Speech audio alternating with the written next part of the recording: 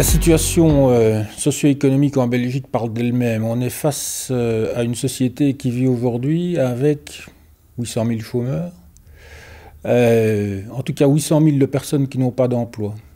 521 000 chômeurs, 125 000 personnes au CPS, 800 000 personnes sur une population d'11 millions de personnes, sur une population active en fait grosso modo de 4 500 000 personnes.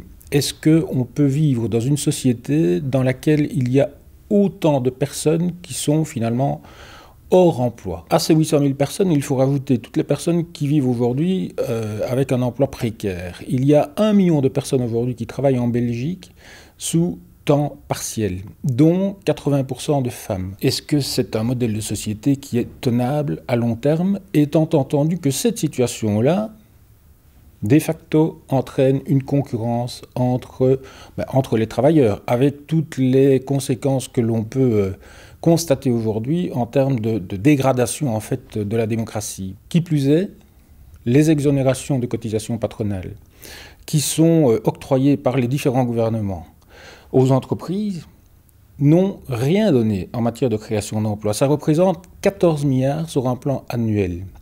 Affecter une petite partie de ces 14 milliards à la réduction collective du temps de travail, c'est finalement rendre aux travailleurs simplement finalement ce qu'il leur est dû. C'est parfaitement finançable. J'ai cité les 14 milliards d'exonération patronale. On peut rajouter à cela le glissement de valeur ajoutée qui s'est fait entre le facteur travail et le facteur capital sur les 30 dernières années. Ça représente aujourd'hui 16 milliards sur un plan actuel. Parlons de la fraude fiscale, 20 milliards selon la FGTB, 24 milliards selon le juge Claes. Donc oui, les moyens en réalité existent que pour pouvoir le faire. À travers cette réduction du temps de travail, qu'est-ce que nous souhaitons? Nous souhaitons en fait revenir à un quasi plein emploi. C'est ça l'objectif. Or, le plein emploi n'intéresse pas la droite. La droite vit aujourd'hui des cohortes de chômeurs qui lui permettent d'organiser la flexibilité, qui lui permet en fait d'organiser la dégradation des conditions de travail et finalement la suppression progressive des droits sociaux et du Code du travail.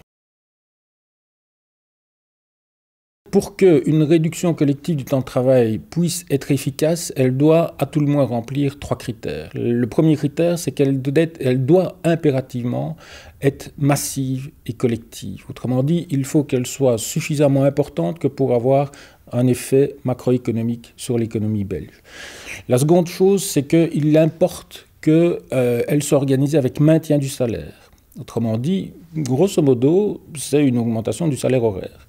Et la troisième chose, c'est qu'il est absolument impératif qu'elle soit organisée avec embauche obligatoire. Autrement dit, que les employeurs soient tenus à remplacer le nombre d'heures finalement perdues. Si ces 3 critères ne sont pas remplis, en effet, l'efficacité ne sera pas atteinte. Par contre, si ces 3 critères sont remplis, en réalité, en fait, c'est de l'embauche supplémentaire avec, d'une part, une consommation accrue, autrement dit une relance de l'économie. Deuxième chose, puisque relance de l'économie, consommation accrue, ça veut dire recettes fiscales complémentaires, c'est aussi une partie du financement d'ailleurs de la mesure, recettes fiscales diverses qui concernent à la fois la consommation mais qui concernent également l'impôt sur les personnes physiques et qui concernent une diminution de charges pour l'État avec une réduction des charges de chômage. Et puis le lien social, à savoir des gens qui retrouvent une place dans la société, dans la société valorisante,